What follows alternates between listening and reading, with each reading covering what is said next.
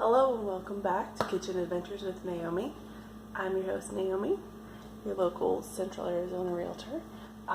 Today we will be making some keto, low carb, no bake chocolate cheesecake. I have made this recipe before and it is amazing.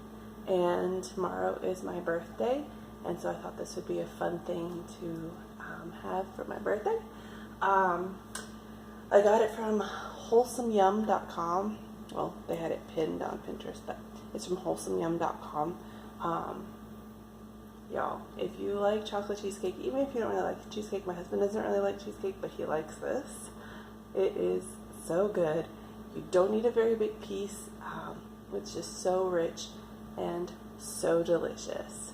Here are the ingredients of what I'll be.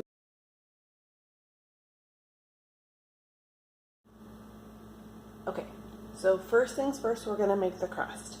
So we need 1 3/4 cup of almond flour. Today I just used this one from Walmart. I don't really like it, but Costco didn't have my almond flour when I went to get it the last time, and so we just got that from Walmart. It'll do in a pinch, it's just not my personal favorite. And then we need 3 tablespoons of your free sweetener, 3 tablespoons of cocoa. So I've already got the almond flour and the sugar in the crust. I like doing it this way just because it's a lot easier. So you put your powdered ingredients in the springform pan. And then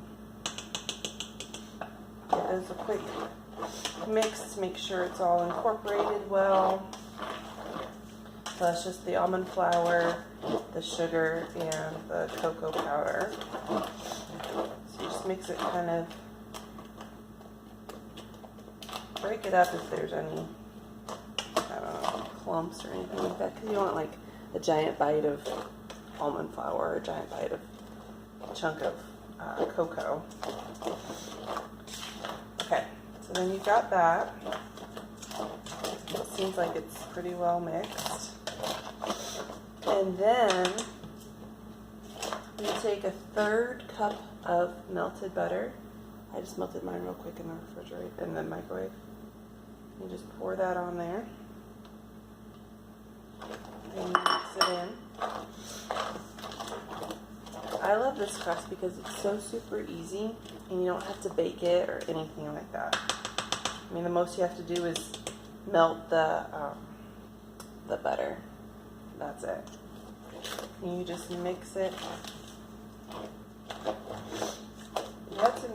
The hard thing is you want to make sure that it has enough moisture where the crust is actually going to hold when you cut it, but not too much moisture that it's not going to harden. So, and it's kind of hard to show in the camera. I don't get a good angle on it, but so you want to make sure so it's kind of sticks together, but it's not so stuck together. So then, after you've got it all mixed up, you just kindly press it into the bottom of your pan, like so, just all the way around. Just mush it down in there. So see, none of it's really sticking to my hands, only just a little. So that's when you know it's got a pretty good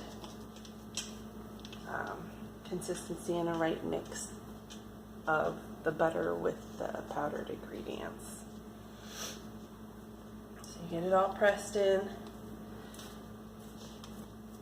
I'm not pushing too hard, I'm just trying to make sure it's all evenly distributed. Okay. Alright, so now I'm going to go wash my hands. Okay, So I took the crust that I pushed into the pan and put it in the refrigerator to chill while we make the filling. So now what we're going to do next is take this unsweetened chocolate, and you need 8 ounces of it, and we're going to melt it. So what I'm going to do is I'm going to take, I have these big bars, which if you have, you know, your little unsweetened chocolate chips, those might work too. But I'm using these bars, and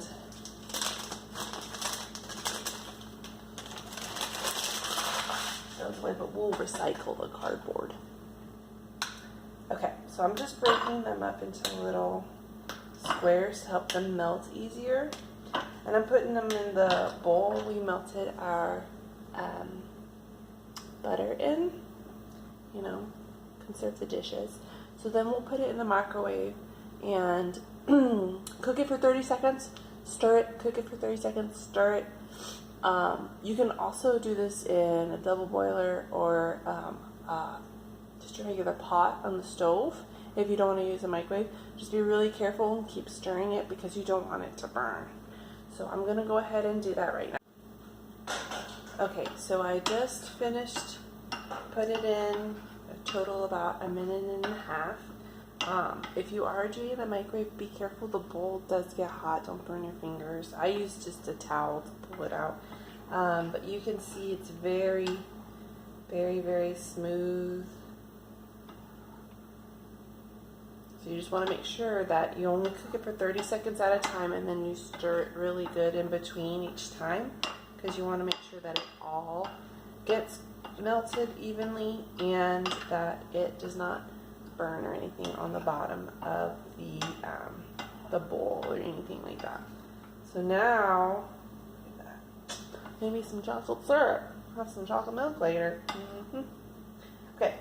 Anyway, so with that, you want to be careful not to overheat it too. So that's why you only do 30 seconds in the microwave. So now we'll let this cool off while we make the rest of the cream cheese part. Okay, so what we need now is our cream cheese, which is 24 ounces softened at room temperature. We have that, and then the powdered sweetener. So because I can't have regular powdered sugar, I use my handy dandy trick of taking just the regular monk fruit sweetener and putting it into an old coffee grinder, and so now it grinds it up and it makes it powdered sugar. Okay, so I've got that, and we need 1 1/4 cup of that, and then we need a teaspoon of vanilla extract. Looks about right. And then take your handy dandy mixer. Got mine from 15 years ago. Still works. But I did tell my husband that the next time when this goes out, I'm going to get one of the stand ones. Okay, so then you just mix it, and what I do is I blend the vanilla and the cream cheese together first, so it's kind of creamy, and then I slowly add the powdered sugar in.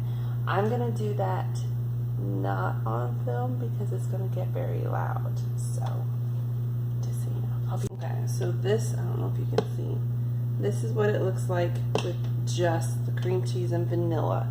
And then I'm going to add just a little bit of the powdered sugar. And you just want to beat it at low speed. And be careful because the powdered sugar is just going to go. That's why you wear aprons. Okay. So I've added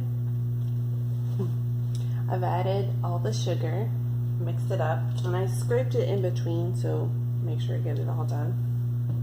And then of course I taste tested it, and it's so far tasting fantastic. Okay, so then you're going to take your chocolate, which you've had cooling, and hopefully, because you want to add it when it's cooled off some, so it's not hot. It can still be warm, but you don't want it hot. So let me, yeah, that's still a little warm. So we're gonna put it in the fridge for a minute. Okay, so we've had it in the refrigerator for a little bit. While it was cooling, I did some dishes. Because, you know, clean as you go is a good thing. Okay, so then all you do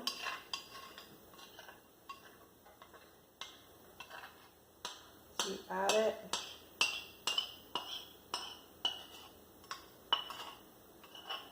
into your cream cheese mixture. Like so.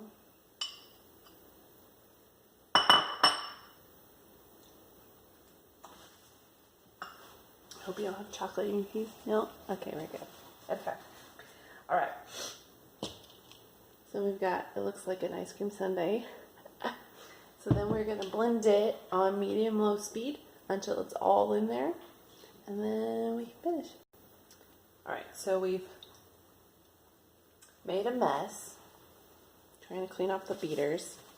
It legit like got all over my stove and everything. But that's okay. That's what it looks like. So then you just take it and plop it into your pan and you refrigerate it for at least 2 hours. And that's it. That's all you have to do. Take your crusty springform pan and then you just kind of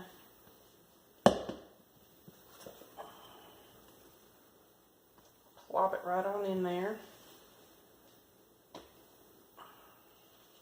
It's very satisfying, just chunk it. Oh, I did forget one very, very important thing to do. After you've put your cheesecake in your pan, smoothed it out, then you lick this and the beaters. Because, you know, that's a baker's prerogative. It's to get to taste test all the yumminess that you've just created. I'm just saying. It does have its perks.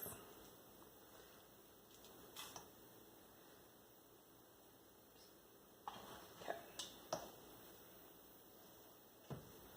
You just kind of smooth it all out. It'll be on the sides and everything, and that's okay. But you just make it as pretty as you can. All the way out to the sides. Yep.